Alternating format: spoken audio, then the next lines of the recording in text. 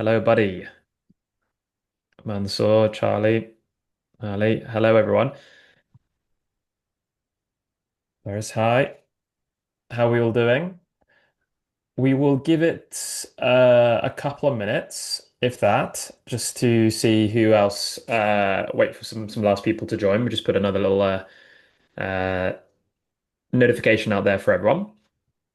It's me and Piers are based in the UK, so it's nice and late over here in the UK. We thought we would try and get one on more of a US time zone, so I'm excited for this one. The whole house has gone to bed here in my property, so got to keep it down to not wake the kids. Well, that's the thing. Let us know what you think the best times are because having,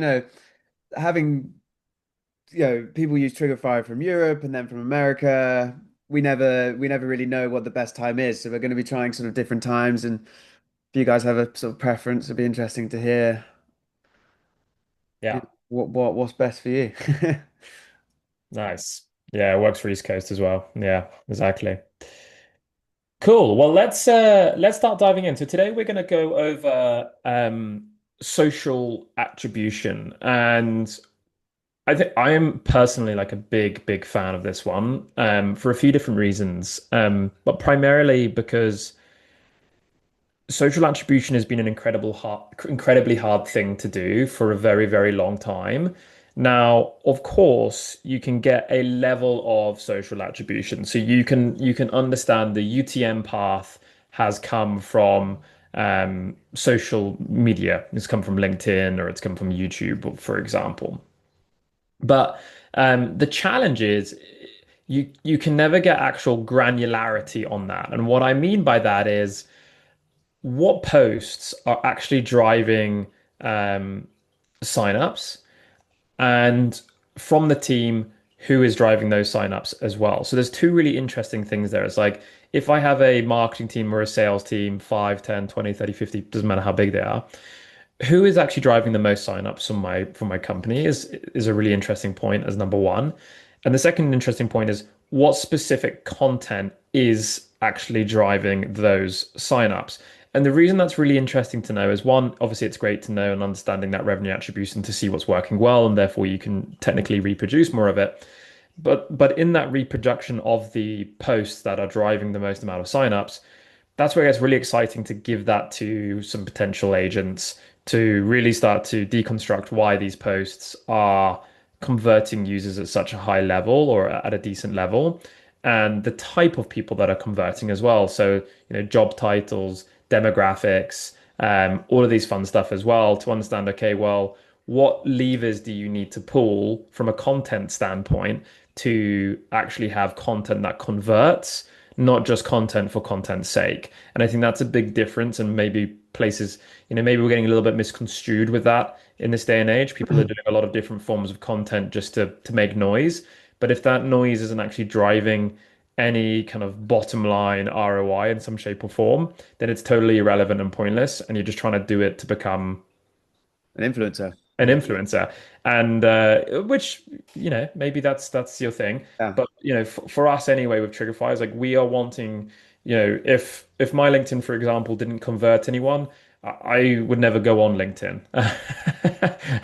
It's the same for YouTube. It's funny. I build a social media company, but there's nothing worse than just sitting on there and on social media. So you really do these things with like a reason to do them, not just because it's fun to post. Like we really want to get that attribution down. And it was never been done before until until recently, right? Right. Until like I feel like we've really started to kind of break the mold with creating that level of social attribution. So what I want to do today is dive into it's going to get maybe a little technical because I'm just going to show you how I'm doing it and how I'm thinking about it. Before any of the questions come around, um, just as we will share recording. We will share the templates that I'm going to go over as well. We'll share everything basically that is discussed today, so you can kind of get started and do this. I'm curious though, for anyone who's in the room, just I won't dig into it. I'm just curious by yay or a nay. Is anyone actually monitoring their performance of their socials? And if you are you monitoring how many people are signing up from it, or are you just monitoring okay, like the impressions and the performance of the post, which is also really important to understand that. I'm just curious, is anyone actually getting down to that granularity? Or are you just like, okay, hey, I'm just posting and if it converts, it converts, but I don't really dig into it that much. Got a performance Curious. and reach there. Nice one. Performance and reach, nice. Yeah.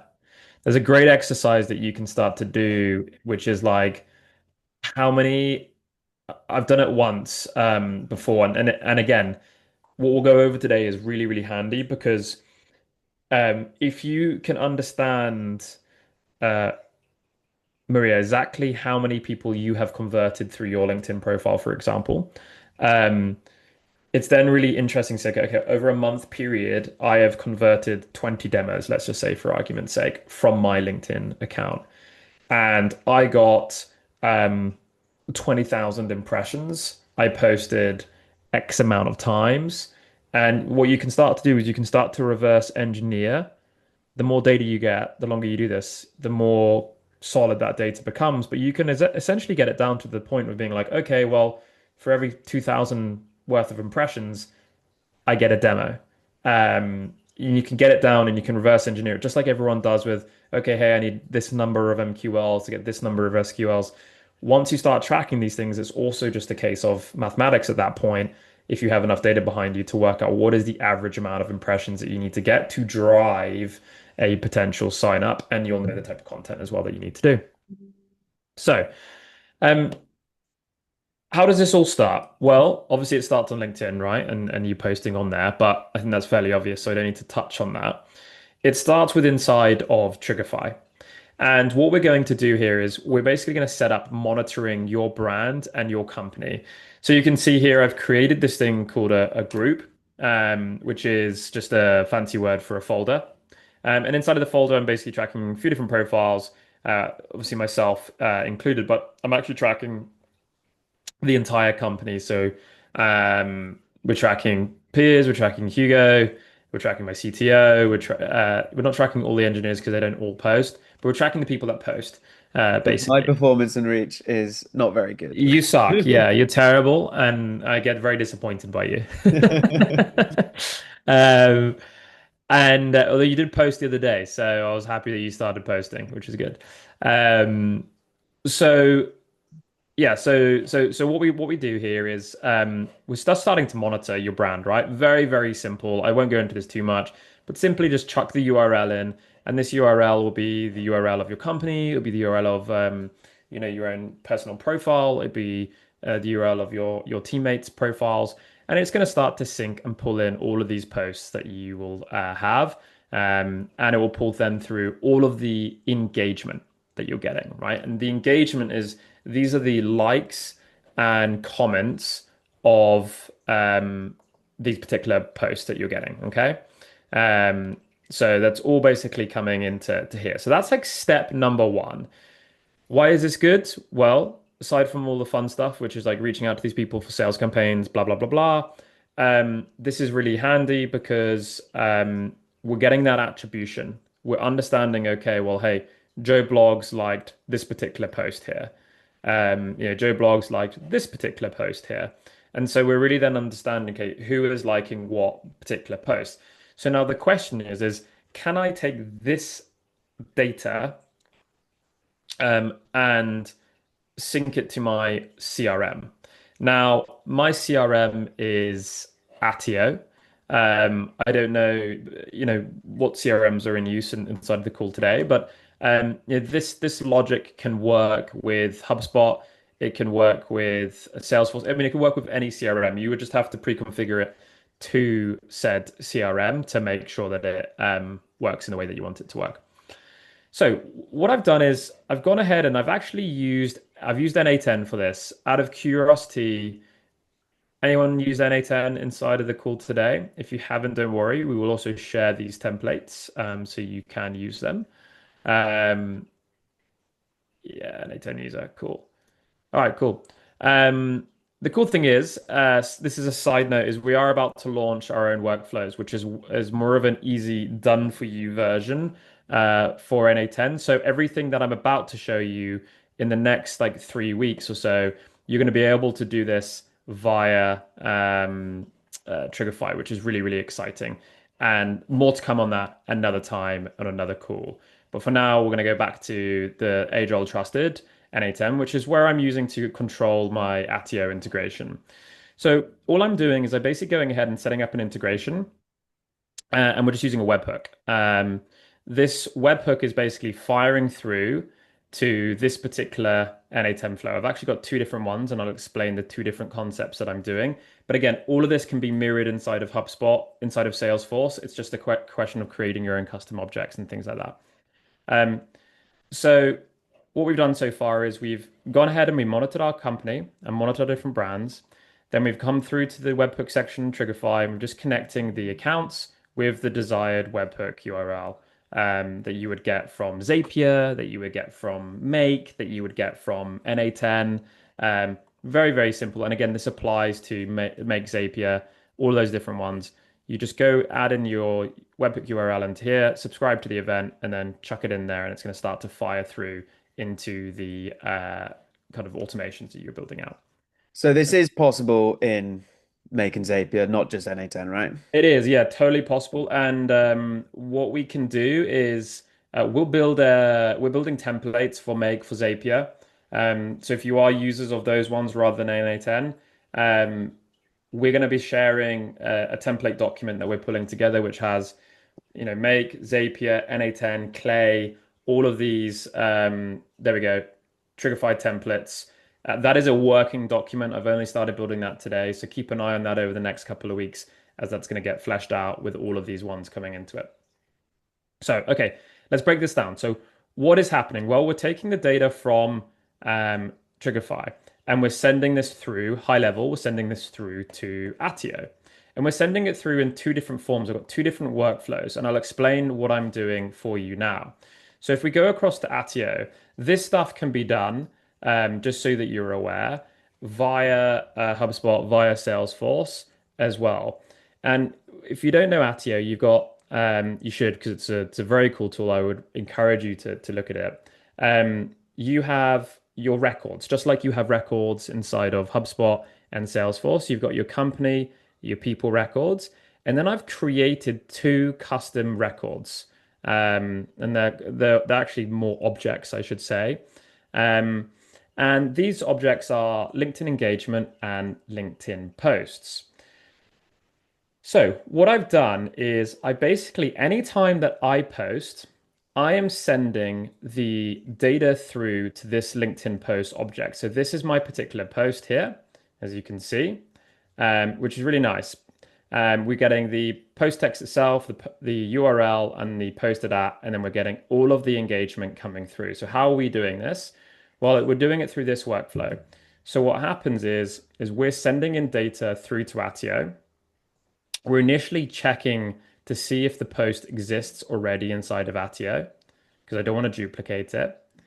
If it doesn't, then I want to go ahead and add the social post to Attio and then start to create the engagement. Now, if it already does exist, and the reason that I would still want to add engagement if it already does exist, is because just like social media, you do a LinkedIn post, you might still get engagement, 3 days later, 4 days later, and so I want to attribute that engagement to the correct post rather than creating a new post itself. So one of the really cool things about Attio and CRMs that you can do, it's a little bit more complex with Salesforce and things like that, though, is you can do a one-to-many relationship. So what that basically means is inside of this field, you have this thing called LinkedIn engagements. And this LinkedIn engagement is a one-to-many relationship. So what that basically means is we have multiple people sitting inside of this particular column, which is associated with this particular post. So if I go across to this LinkedIn engagement, now I'm starting to see all of the people who are engaging with my content. So we've got, since I set this up, 1,000 people pulling in here. I've got their comments, likes, all of that fun stuff. And I know the exact post that they have come from as well. So this is really, really handy if I wanted to start to go in and have my team prospecting from this particular list, have them looking into particular things, have them checking things out, working out who's engaging. Do we need to reach out to these people because they're from, decent sized companies or whatever it is? And this is creating this kind of prospecting list without actually touching my two kind of main records, which are company and people records. I do touch them in a different way, which I'm going to go show you in a second. But here I'm harvesting everyone who is engaging with that, who isn't ICP or maybe ICP. So I'm really just using it as a place to store data right now with Attio. Um, so this isn't really doing attribution, I would say. This at the moment is more just, okay, I want to store and use this as a place for all of my team to actually go in and be able to do some prospecting from, not just my engagement, but like the general company's engagement as a whole. And that's coming from this particular workflow here, which is data comes in from Trigify. We check to see if the post is an Attio. If it isn't, we add that post, which is adding into here, add the post initially, and then we go and add the engagement, which is associated to that particular post. If the Quick, post is already there, we then basically go and add the engagement as a follow-up.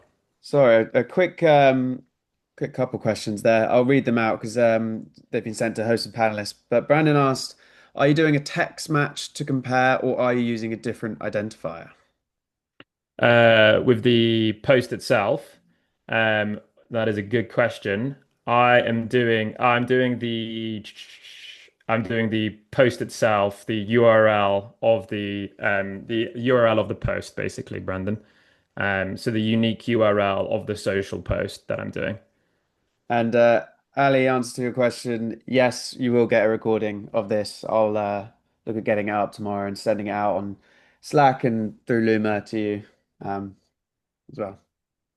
Yeah, I appreciate this. Is like it's like if you're not done this stuff, it's a little bit technical, so you need to kind of watch it back. But again, we'll share this content, we'll share these workflows with you, everything like that, so you can mirror it and kind of go back through this in your own time.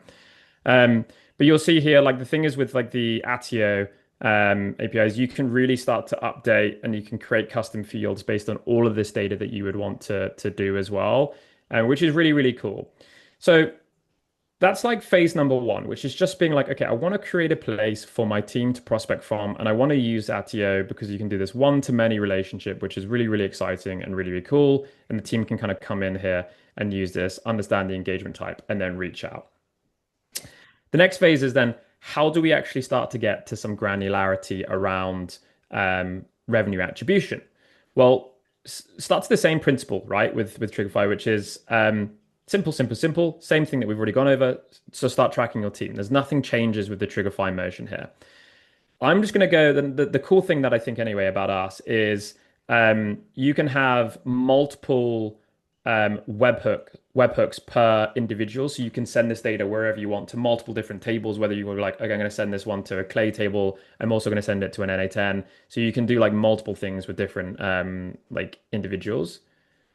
And what we're doing here, if I come over to our people section, and just scroll over, is I'm also updating um, the actual users, so people who are coming on board and using Trigify or have used Trigify in the past. So this is more my actual live CRM, whereas what we were looking at previously was I've kind of created these custom to objects which actually don't have any associations with my deals, with people, with companies that what I would classify as like my live CRM. I more use this data as kind of a storage place. And for those of you that are wondering, by the way, Attio is Attio's API is completely free and the tool's completely free. So you can really just use it as a data warehouse as well. That's a little nerdy part of me, which love this because I did all this without paying a thing with Attio, which is pretty cool. Um, so now we're looking at it from a live CRM, which is probably more of the typical use case to get the attribution. So what I want to do is I want to understand if any of these people who are in my CRM have engaged with my content. So you can see here what's really cool is we've had a customer engage with my content, commented on it.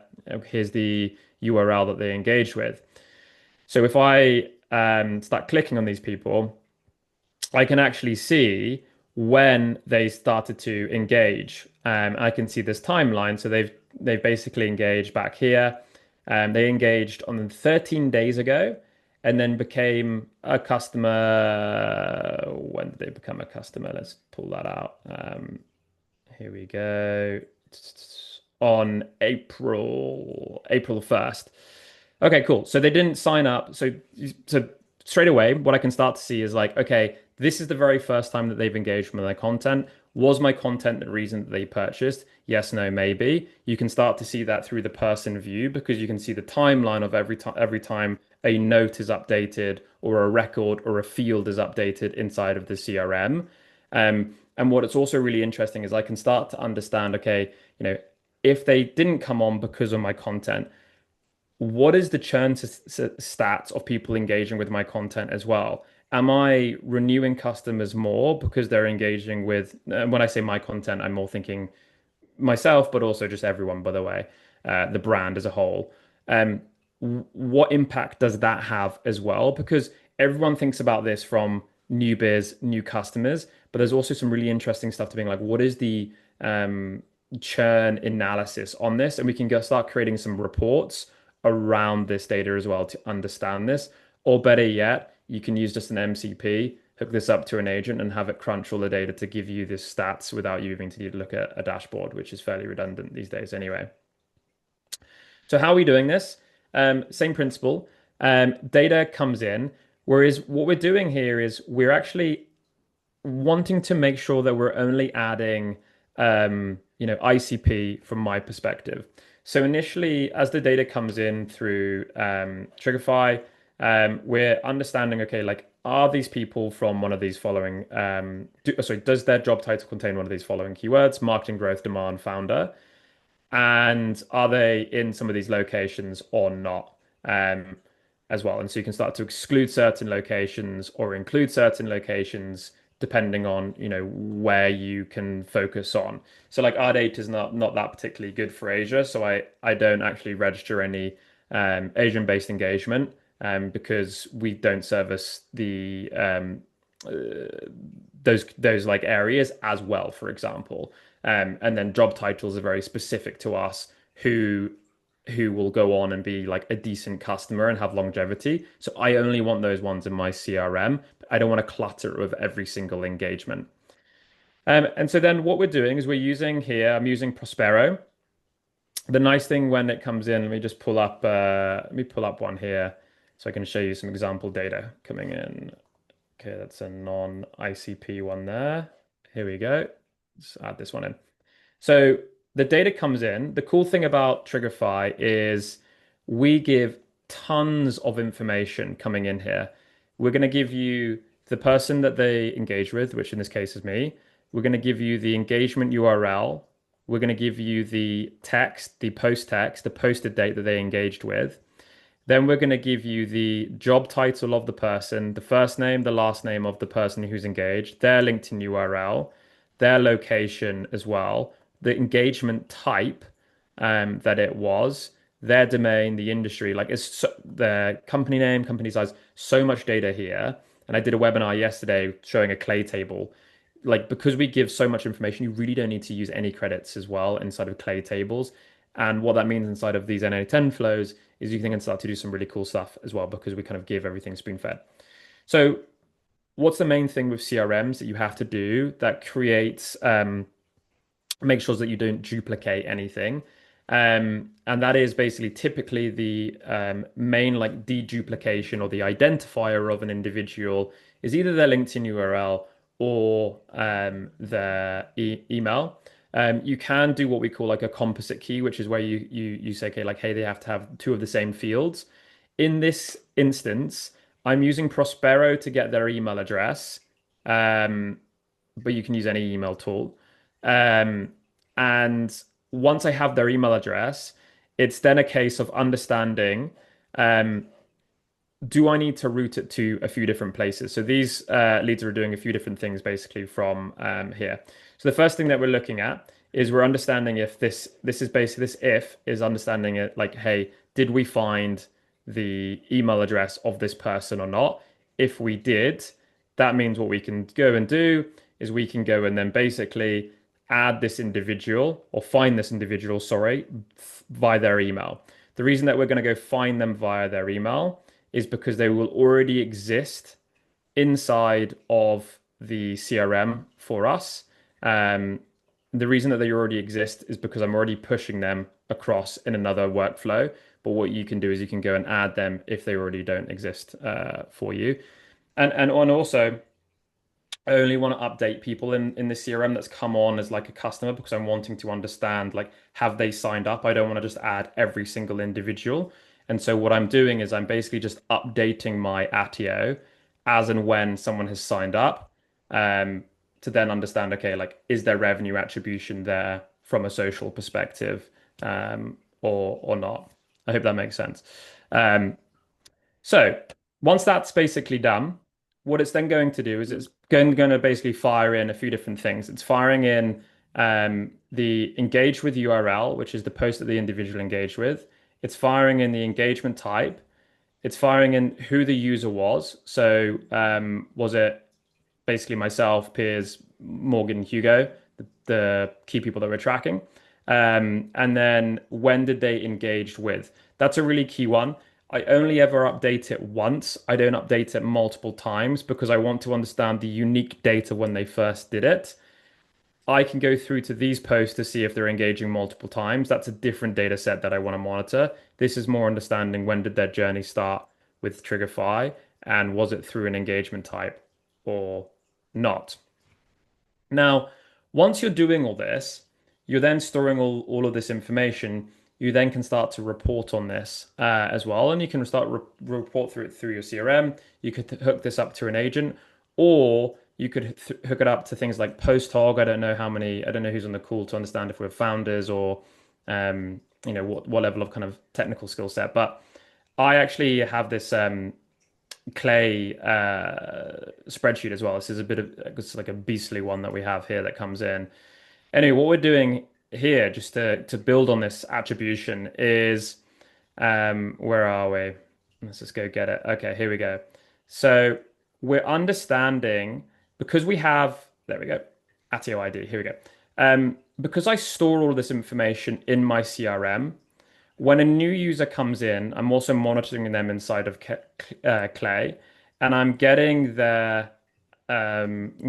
pulling up their information right inside of Attio. So this is the person that we're pulling up here.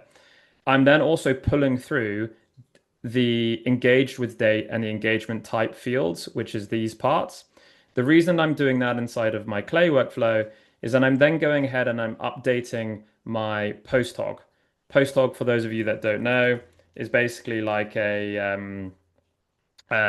it's a bit of an all-in-one tool for product, but one of the key parts is you have like this great level of like product insights and analytics. So it's like a handy BI tool. And so I'm updating a specific field, a custom field inside of PostHog if they have engaged with me, because then what I can then start to understand is, hey, is their usage different? So I'm understanding a few different things here, right? I'm understanding over here, I can create a report to understand who signed up because of me, who is churning hopefully less because they're engaging with my content. So it's like very revenue based stuff from the CRM. Because I also have all of my users flooding into something like Clay. You can also use n8n for this. The more simple stuff I use Clay for because I can just do it faster. Um, I'm updating PostHog um, information to then understand, okay, does this affect the user journey as well? And how they actually use us. So if they have liked my content X amount of times or the brand's content, does the usage change? Really interestingly, what I've started to notice is as in my content is varied, I do like vlogs, I do very like high level stuff, but then I do very specific niche oriented like Trigify workflow stuff. Um, and those content doesn't really do that well for um, bringing customers on board. But because I've sent it through to Postdoc through Clay, when reporting on it, it's very, very interesting that actually a week after posting, um, the post that I've done and the workflow, those features within our platform get a uptick basically on usage.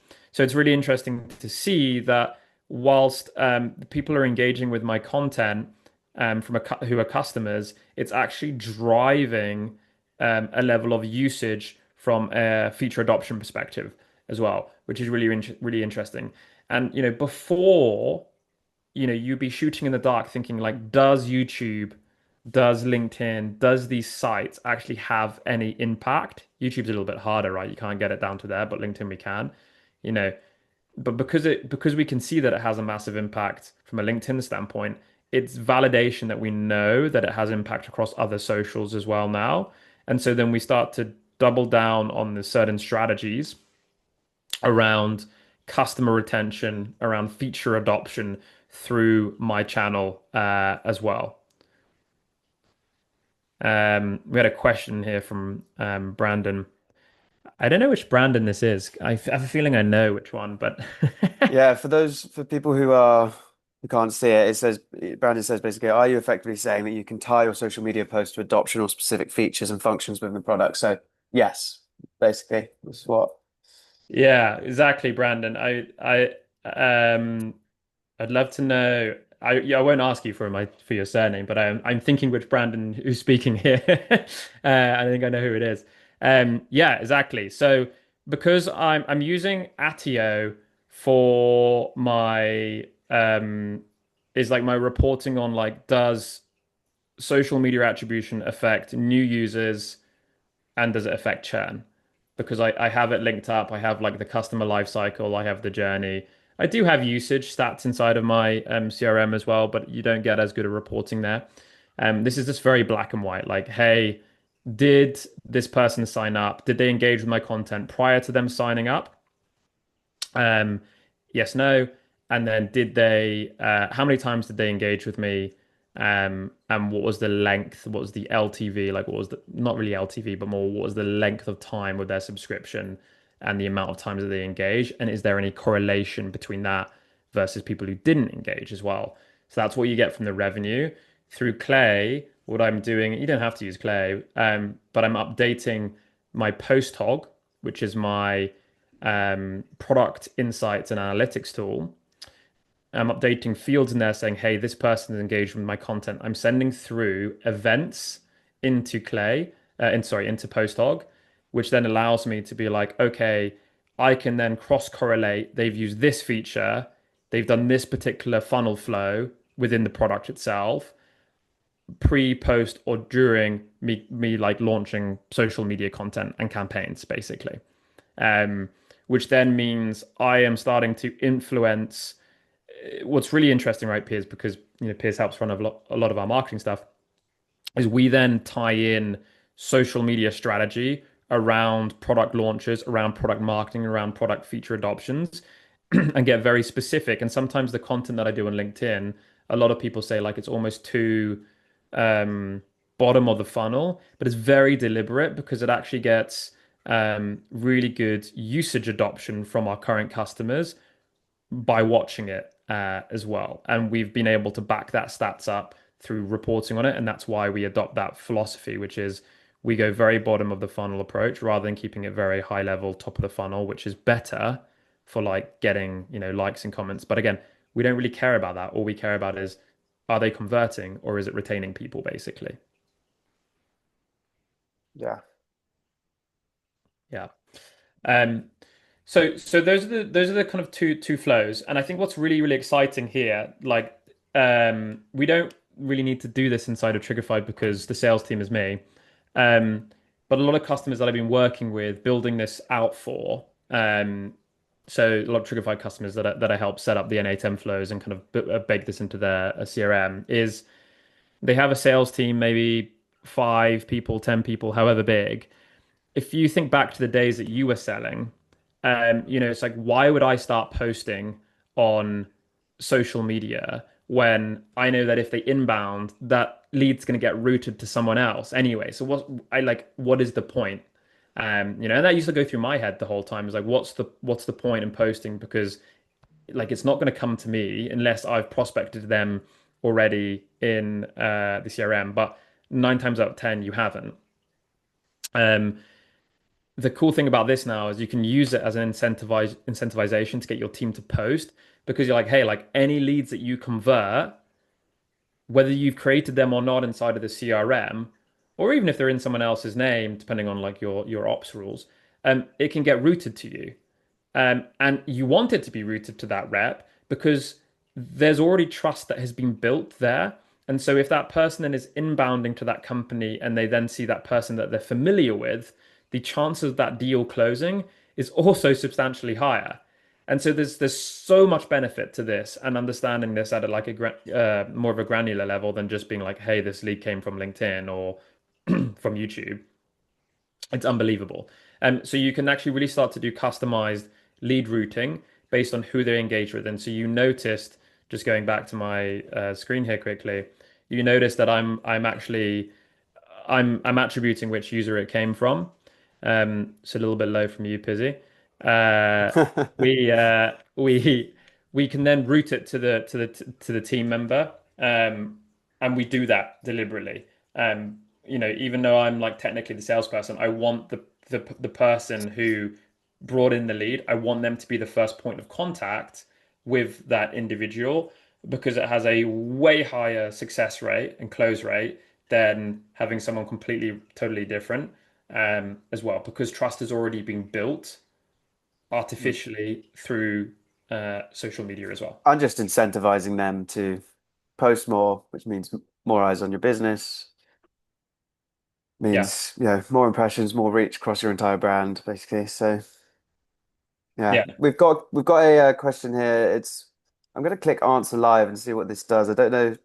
You would like to answer this question? I don't know what that did, but from Maria said for email enrichment you just talked about, it was sent 10 minutes ago. Are these personal and slash all business emails? Business emails. It's business emails because the only reason I'm really using the email is to make sure that I'm not duplicating anyone. So two things. I'm not duplicating anyone and I'm finding that person inside of the CRM. So if they already exist inside of the CRM, I'm only really adding because our product only requires you to use a business email. So I just keep it all one Yeah. email currency, so to speak, which is business email. So I only use business. But you could use personal, but again, there's no right or wrong answers with all of these things. It's um it's more specific to what data sets do you play with already. And again, like you would have seen with this, there's a lot of moving parts. I've got a lot of different systems set up. You've really got to, when you're thinking about this, you really got to think overall, what does my data strategy look like? What does the data pipeline look like? And how is it all joining? How is it all joining together? Which then allows you to build these systems, which are really actually fairly easy to build. The challenge is getting everything into that like nicely aligned where you have everything linking up, things pulling from, your clerk, your authentication system through to your CRM, so on and so on. And if you can't be bothered to learn n8n, then you know keep an eye out on Trigify. We'll do another one of how to do it within Trigify at some point. Yeah, so like I said, so we're launching template or we're launching workflows soon. So social workflows, which is really, really exciting. Specific social agents, the ability to contextualize social data, do very, very complex stuff, but very, very simply, which is really exciting. One of them will be this will all be pre-done for you. So if you're like, I want to do revenue attribution, you just click it and it will set it up for you in Salesforce, in HubSpot, in Attio, in Pipedrive, as well. And it will do everything that I've shown you manually here today. It will do it for you. That's coming in the next 2 to 3 weeks. So if you want access to that, just let us know. It's going to go out in beta to start with. Otherwise, I'm going to share all of these templates with you. Um, we're also going to create some Zapier and some Make ones. But if you want any help with this, just give us a shout. We set this up for a lot of people as well. Cool. Any questions? Are we dried up there, Piers? I think that's it. Yeah, Brandon's just agreeing that it's a good way to convince your team. No, it is. Yeah, yeah, for sure. It's really hard to get salespeople to post. I know, like I've tried to do it loads of times in the past. Yeah, yeah. But by incentivizing this, like it really like it by like saying like, hey, dangling the carrot, like you will get the leads that come in. It like really enables it. The other really cool thing is if you're from a marketing standpoint, you can start to understand what posts are actually performing the best in a conversion rate. And you can take that post, you could create maybe like a custom agent that has ingested all of your most top performing content. They could also listen to sales calls. So you could feed any of the sales calls that you have, feed that through into this agent and be like, hey, based on frequently asked questions, create some LinkedIn content based on these things that always convert, this style, this tonality, um, this content theme. And you can start ghostwriting for your sales team as well. So you can even start spoon feeding the posts. And there's incentivization for them to do that as well. Leaderboard and a bonus. Yeah. Yeah, yeah, with the leaderboard and bonus, exactly. Yeah. Cool. Well, listen, thank you all so much. I really enjoyed that one. We're doing these every week, just me kind of sitting down, kind of nerding out over some cool social workflows, whether it's using Trigify alone, whether it's Clay, whether it's n8n, really breaking down into how to get the most out of your social data in various different ways. So we've got a lot of exciting stuff coming up. So yeah, hopefully you can join us next week as well. Cool. Awesome. Yeah, I'll connect with you, Jay. I saw your message on Slack. I will give you a ping. Awesome. Wicked.